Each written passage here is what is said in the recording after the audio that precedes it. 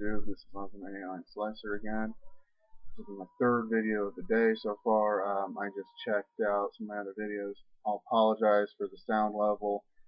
There's not a whole lot I can do about the volume right now unless there's some kind of setting I can do on YouTube. So you'll have to bear with me for right now. Hopefully it won't be a big issue when it gets online. I'm going to do my next deck video. It's probably my most competitive, or either my first or second most competitive deck. Which, considering the kind of deck it is, it's not that surprising. But I initially built it to help try to show someone how to actually build them, but it turned out to actually be one of my favorite decks. And once a lot of you guys throw this kind of a deck away, I'll still be running it. So let's start off with my X-Saber deck, which actually hasn't even been on the Team Tonberry website. So this is a little bit of an exclusive for you guys. There's my two Fault Trolls, general staple for these guys. Pretty self-explanatory if you know much about the X-Sabers. I run one Guard Strike. I used to run two initially, but it started becoming too much of a dead draw half the time, and now it's become kind of like what people do with Gores or Trag. It sits in your hand as a little bit of an insurance policy, which is helpful. It helps me rebound from any mass destruction like Lightning Vortex or Black Rose. So, most people I've seen run about 3 of this guy. I run only 2 because even nowadays I'm even having trouble getting his ability off because I don't have any other monsters in my hand, i.e. Bogart Knight. People complain about this guy, but really he's not as broken as they make him out to be. It's what he sets up is what's broken. That's the only thing. You shouldn't be hating a card just because it sets up something bad. You should hate the cards that come after the subsequent setup, like Fulful, which I would understand if it gets put down to 1 or 2. Which, if it's 2, I'm perfectly good. I'm running Anu Piranhas now. First off, it's a sexy monster. We all know that, especially if you know about the OCG artwork. I used to run Galahads in her spot, but due to the reduction that Galahad suffered from, I decided to go with something a little bit more stable, and it's worked out relatively well. Then, this is one that most of you don't even consider even running, which actually works surprisingly well under certain conditions. Yet alone, it's another X-Saber that you can have in there to help you sing, another beat stick, and stuff like that, which is X-Saber Urs. I'm trying to get into the light here because most of you guys don't even recall this guy. Urs, pretty much the thing is when he destroys a monster by battle and sends it to the graveyard, you contribute him to put it back on top of your opponent's deck, that monster that he destroyed, which has allowed me to do all sorts of great little lockdowns with my opponent, considering the fact of, first off, this deck does do some hand destruction, and I try to focus as much as possible on that hand destruction because it does help out. I was going someone who was using a Tricky, and I had wiped out their hand, and I had Urs kill their Tricky. And then I tributed it, put it back on top of the deck. They had nothing they could do at that point. General staple tuner, the Arabellums. I've actually not been using him so much for sinking that much anymore. I kind of wish they didn't make him a tuner now, but I've been using him for his direct attack a whole lot more now. Though he's still helpful as a level 3. One of my absolute favorite X-Sabers is Double X-Saber Darsim. A lot of you don't want to give him the love that he deserves, but I love using him like none other because he can become a huge beat stick, and on top of that, that just makes your opponent want to Lightning Vortex him even more and set off his ability.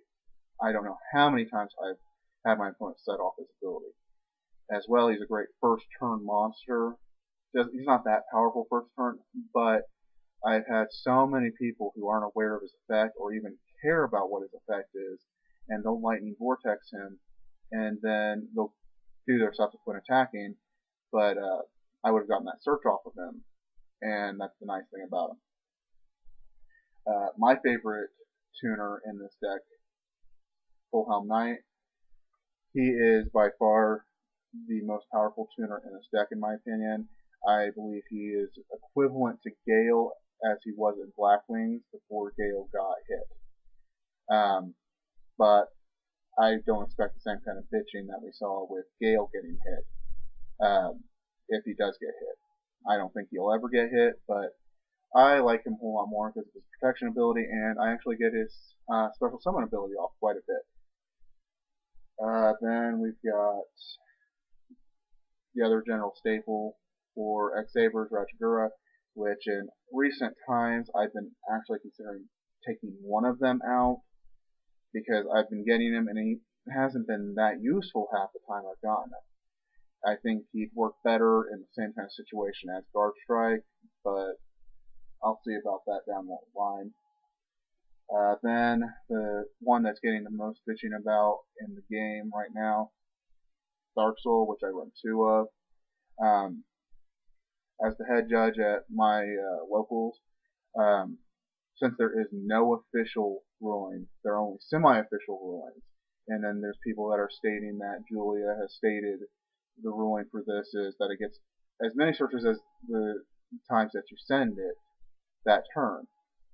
I base my ruling off of the other lingering effects that you can see within like Evil Heroes and Destiny Heroes. Um, Infernal Prodigy, you only get one draw off of it, even if you bring it back. Same thing with Fearmonger.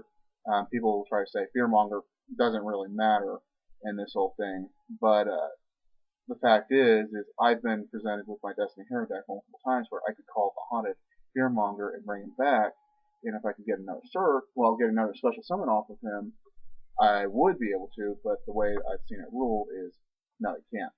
So I base my ruling off of the fact that you can only get his search once per turn, which in general makes people a lot happier to duel me anyway.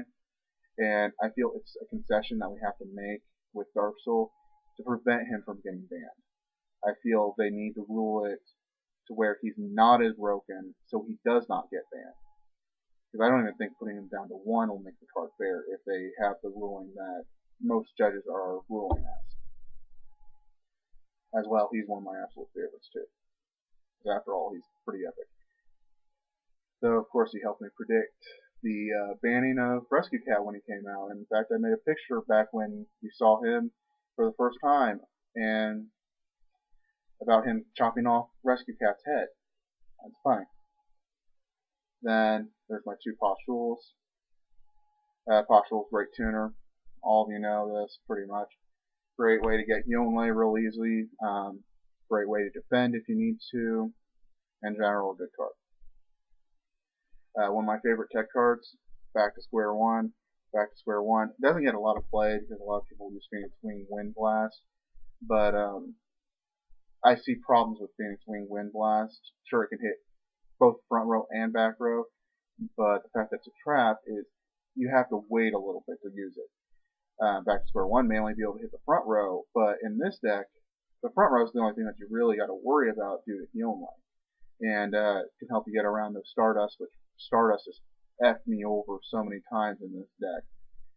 It's not funny.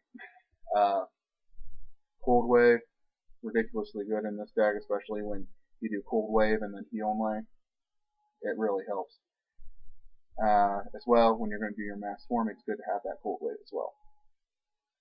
I run 2 enemy controllers. I initially was going to run Book of Moons, but I didn't have any at the time, so I tried enemy controller, and it's worked out better than I would have ever thought.